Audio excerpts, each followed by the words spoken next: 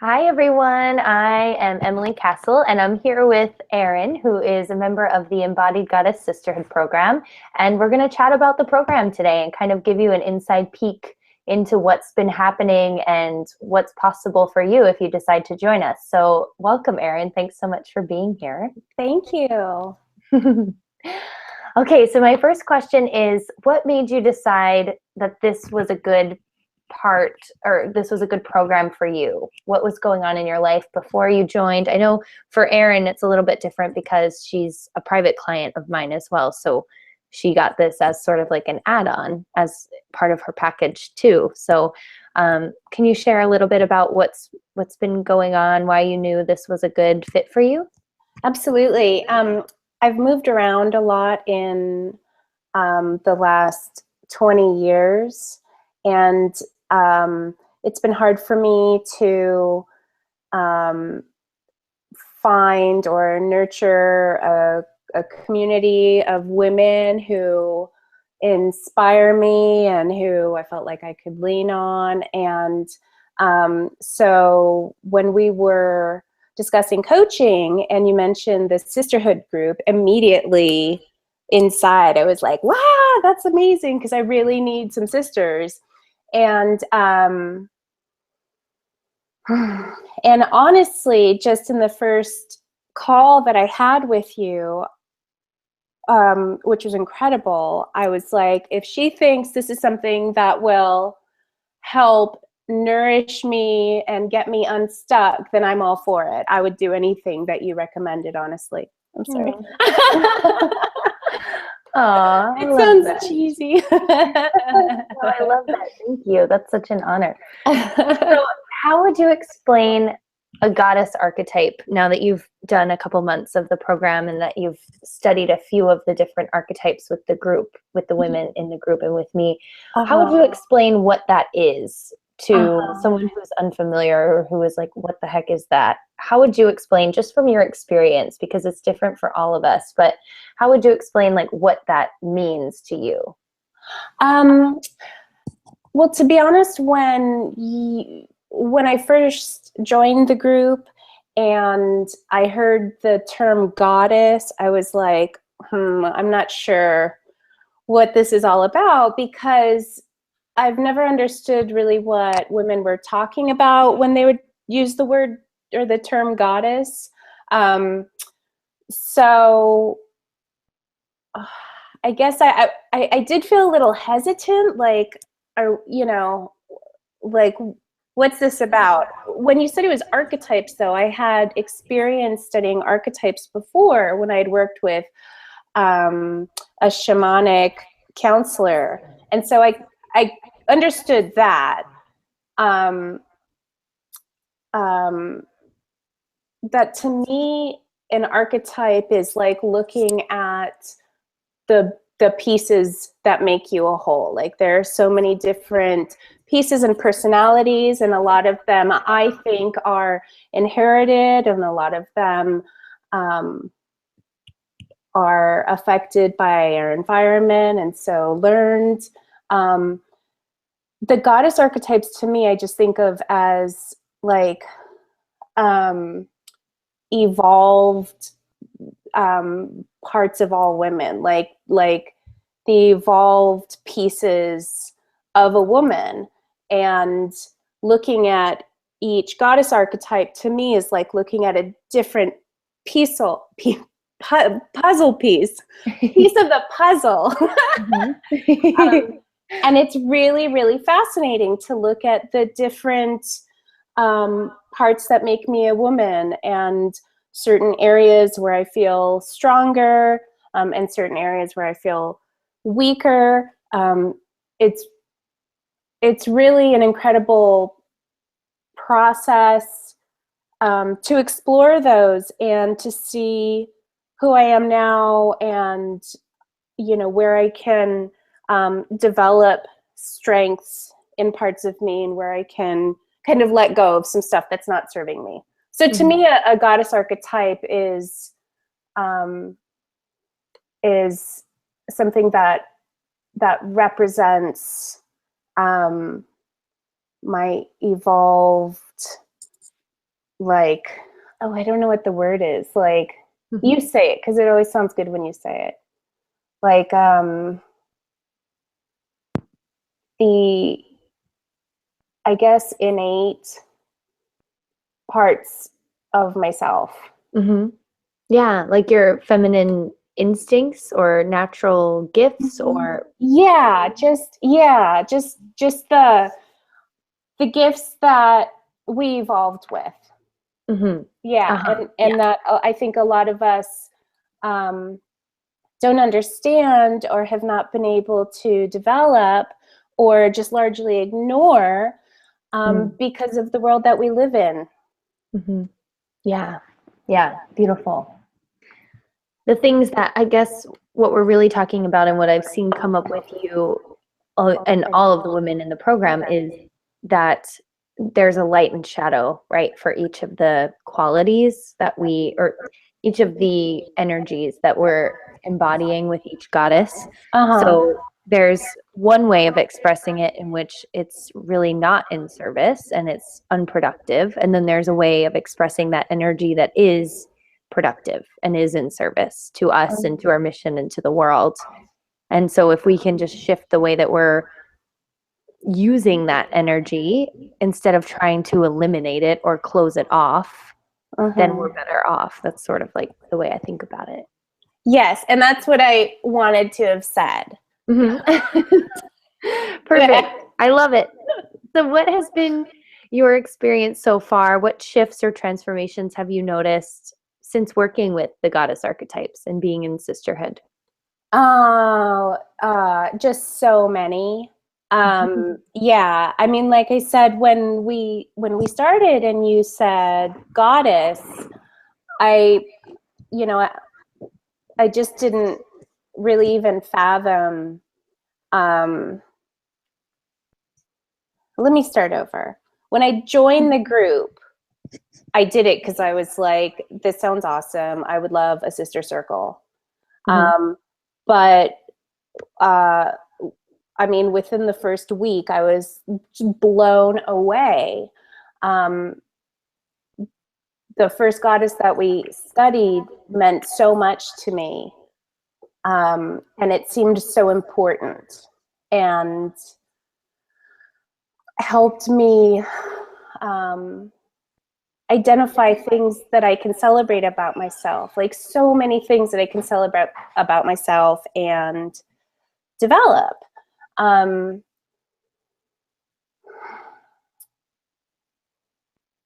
think a lot has changed. I think it's been 3 months now, and a lot has changed in my core beliefs, my understanding about myself and my needs. My need to apologize for myself as a woman is gone. I'm so excited to have a space where I can talk about these things with the sister group and like relate on things with other women, which hasn't happened a lot in my life. And the group in general has shown me how important sisterhood is, and it's something that I think I shied away from for most of my life. But I'm very interested in evolutionary psychology, and it just makes sense. We need each other. And it's shown me that for the rest of my life, I'm going to make sure that I am honoring the women around me and constantly nurturing my community of sisters, my sisterhood. So it just in that way, it's been massive. And then being able to break down the archetypes each month and celebrate those things and understand myself more fully. I just, it came at such an important time in my life that I can't even imagine like a universe where this didn't come to me, like where it didn't happen. It had to happen, and it had to happen now, and I'm so glad for it. That's so beautiful. Thanks for sharing that. So could you share, what is your favorite part of the program?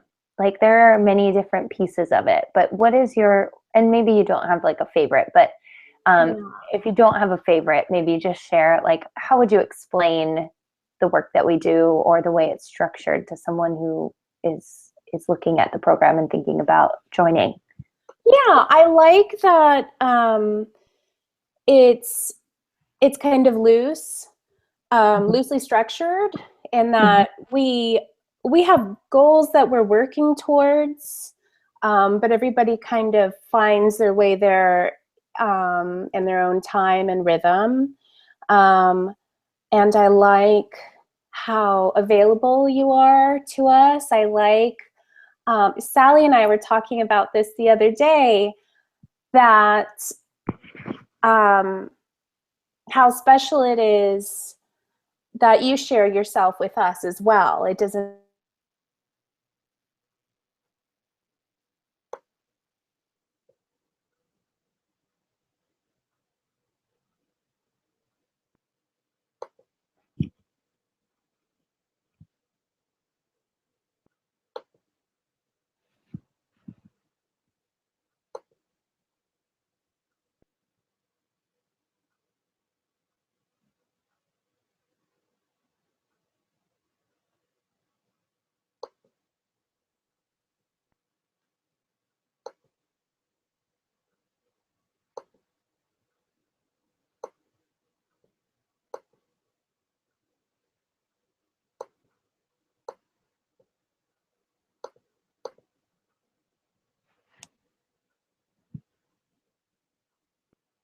we have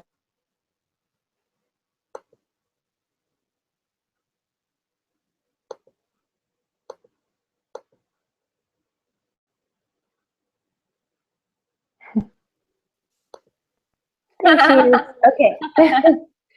Okay, I just lost everything you said. So the recording, the connection must have been pretty bad. So okay. it just cut out and I didn't hear anything. So if you can just repeat what you just said. I think what the last thing you said is, it's great how you make yourself available to us. Oh yeah.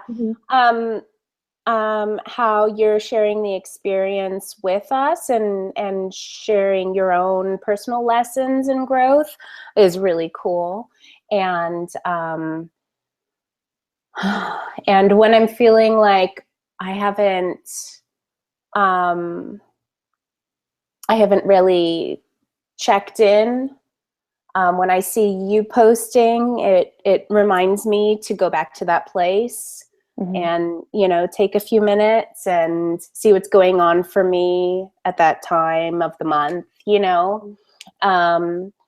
and I love the calls. I love having the, how you do the recording so that if we can't join the calls, we can listen to the recordings anytime.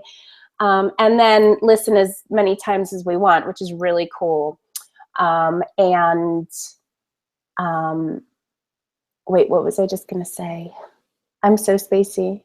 I'm sorry, I'm so spacey. Oh, let's see, I talked about a thing. Oh, okay. So as you know, I have this thing where I can avoid things that are actually good for me and make me feel great. And so sometimes when it's coming up to a sister call or listening to recording, I'm like it's homework or something. And then every time I participate in a call or listen to recording, I feel so joyful and energetic every time, like afterwards, every single time. So it definitely, I feel like having access to the recordings and having the ability to talk to you and talk to the sisters regularly really feeds me. Beautiful. I'm curious to know how you would explain feminine energy to someone who doesn't understand what that is, because I know this has been a huge part of your path, and also like the idea of devotion and what that means to you.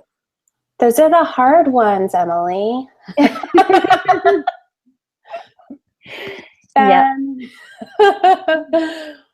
Feminine energy and devotion. It's something that I can kind of picture in my mind, but coming up with a really great explanation is probably a struggle for me, but let me try.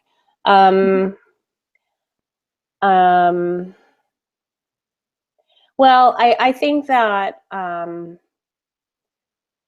that, as we were saying before, women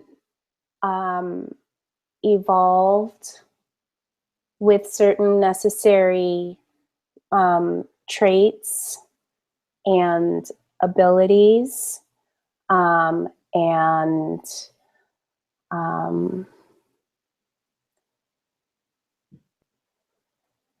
I think that although it's important to remain open and fluid with gender and identity, I think that it can be very beneficial to still explore the innate, evolved, well, that's, gifts that we have. And so to me, feminine energy, gosh, I don't know how I would describe that. But I think... How does it feel when you're in your feminine energy or connected to it? Oh, okay. It feels, it feels really frigging good. It feels really free, because having spent almost 40 years trying to mold myself into a person in order to please society and the men around me, it feels really good to finally just be like, no, you know what? This is me, and I have these traits for a reason, and I have these needs, I have these desires, and I have these emotions for a reason, and they're okay. I'm not crazy, and I'm not, it's not silly when I explore these things or give myself over to these feelings. So it's really cool now to just be able to feel what I feel and know that it's okay, and know that I'm not a failure in the eyes of, well, I might be in the eyes of like the patriarchy or whatever, but yeah, just being me and being okay with that. Yeah. Well, I'm curious to know what you've learned about yourself and about the way that you were interacting with, engaging, living your life prior to doing this work versus now, after having learned a new way or learned some new tools and ways of being and living and thinking and doing that are different than they were before. Can you share a bit about that? Sure. I think before I was constantly so hard on myself. And even though I told myself not to be, and I told other people not to be hard on themselves, I still, I think I always felt like I was failing, and I felt stuck, and I can't describe to you how. I felt like I knew what I needed to do, but I didn't have the tools to do it, to move forward, to heal my body and heal my mind and live the life that I want to live. And it's interesting to think how much I've been influenced by studying the goddess archetypes, even as briefly and as little as I actually have so far. I like carrying each one with me and being able to look back and think,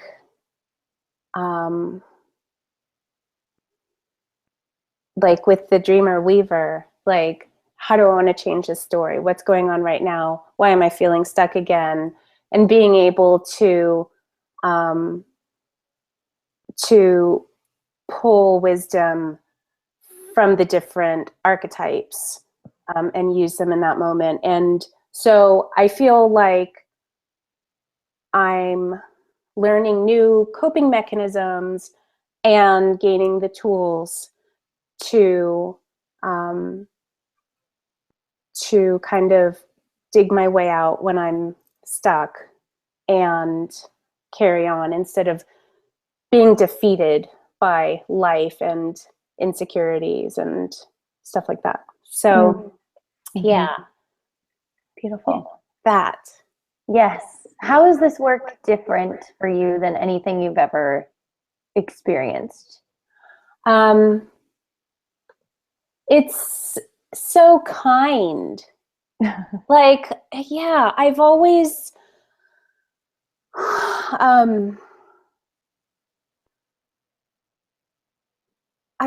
gone for ideas or philosophies that were very strict, or been on some kind of protocol that was very strict, all or nothing, or had to go through lots of therapy and work. And I didn't really want to do any of it. And this is fun. This stuff is just, it's fun and it's easy and it's, and it's kind to me, and it makes, it's just like, it's nurturing and it's not difficult work. What's difficult at times is thinking how am I going to incorporate this, or how can I change these parts of myself so I can be more like this? But then I talk to a sister, or I talk to you, or I listen to a recording, and I realize that it doesn't have to be black or white. And that's really, really helpful. It's not as rigid as some of the other things I've tried. And I feel like I'm learning more about myself than I ever have before. Beautiful. All right. So my last question is, if you would you recommend this program to other women? And if so, who do you see this being for? Who would benefit from it? Who would love it? Who would really get a lot out of the experience? Who would you recommend it to? What kinds of women, or what's going on in their lives at this time that would help, that this would be helpful?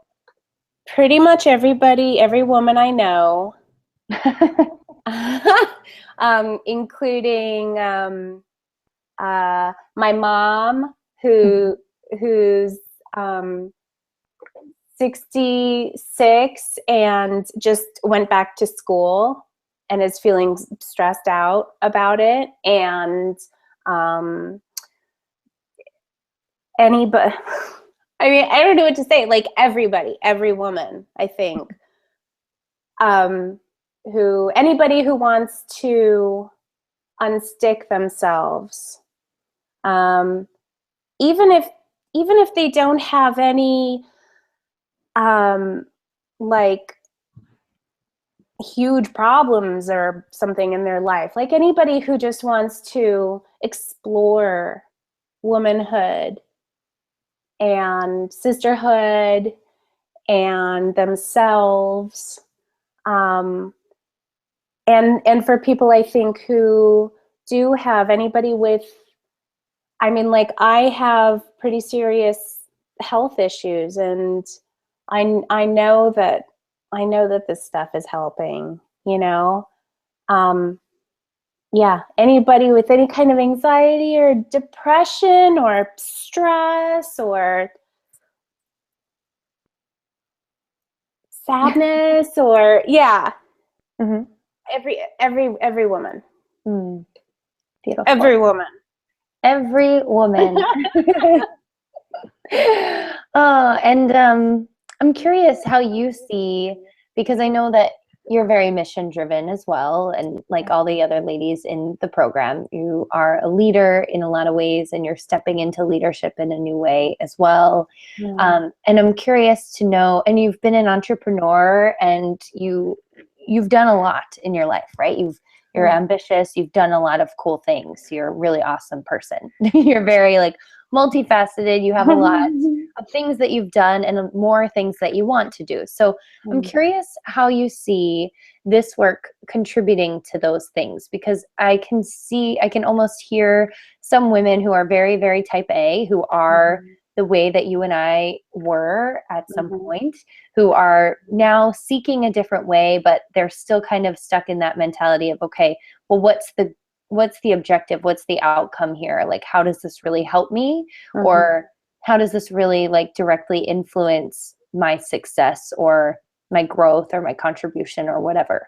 Can you share a little bit about just your thoughts on what you've seen happening for you or for the other women in the group, or what you think about like what this work can do on a larger scale as it ripples out?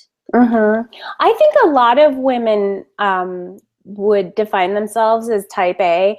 I've known more type A's than any other types. And I think even people who don't consider themselves type A can have those tendencies, especially in leadership. So I think for people like me, who, I don't know what to call it, because I don't want to call it control issues, but who have like some control issues and who feel like they need to do everything because it's just easier than trusting that other people can do things in a way that, you know, satisfies me. I think it's really cool to be able to talk to other people like that in the sisterhood, and kind of like loosen the bolts a little.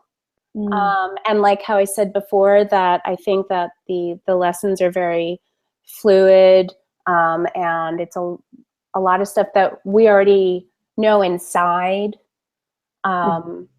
but we need a little shaking up, you know, to get the wisdom up to the surface. I think that it's really healthy to surrender sometimes, and recognize that no matter how successful, whatever your vision of success is for yourself, no matter how successful or, you know, in charge or, you know, powerful, you know, you might feel, there's always questions to be answered. And I think it's really good to loosen the bolts and let some air in, and maybe let some new ideas and answers come to the top. Yeah. Beautiful. I love that. Yes.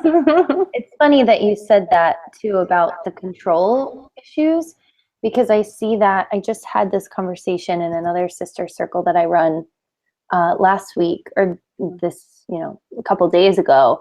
And it was a huge thing. And we all were like, oh my gosh, this is the core of everything, that we're trying to control too hard.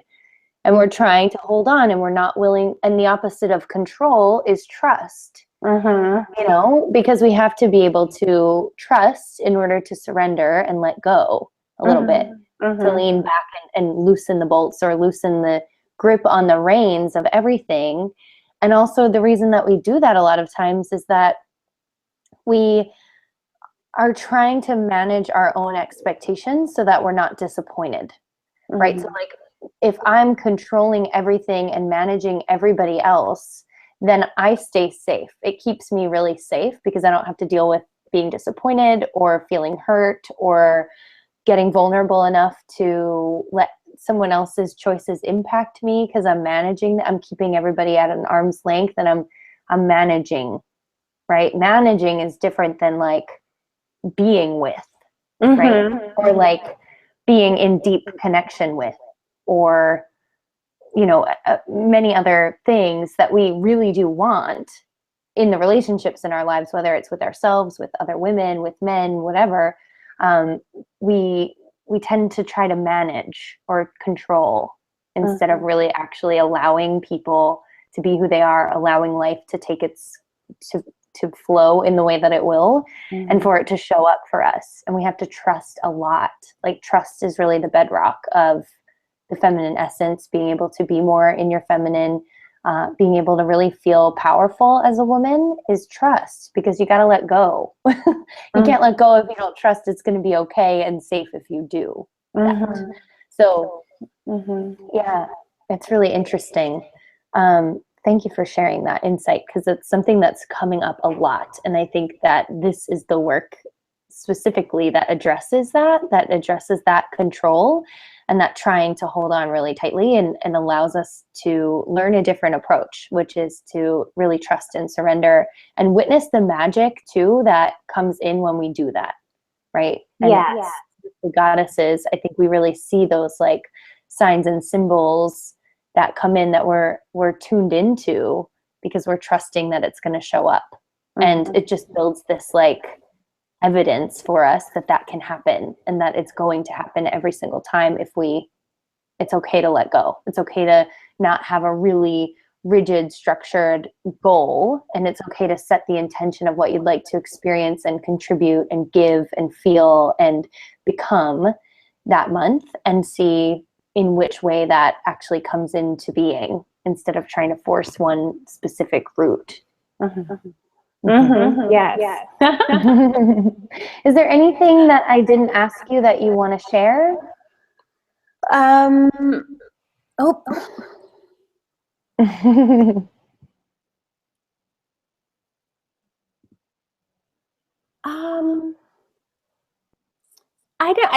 really. I think the only thing that I would share is that I was very closed off and scientific in my thinking before. And it came out of my my background in nutritional science and nutritional therapy, where kind of everything that we talked about had to be evidence-based. So if I couldn't see the data, I no longer believed in it. Before I had started that education, I had been open to everything. And after that education, I was like pretty sure of myself and my knowledge, and pretty skeptical of things that I couldn't see. And certain things in my life had, I think, hardened me a lot. And I was very resistant to healing and nurturing modalities. And I do very much believe that no matter what you do, no matter what philosophy, what therapy, what medicine you put into yourself, it's not going to work unless you believe in it. So none of the yoga is going to do anything if you don't believe in the yoga, and neither is the multivitamin. It's just not going to change anything, in my belief.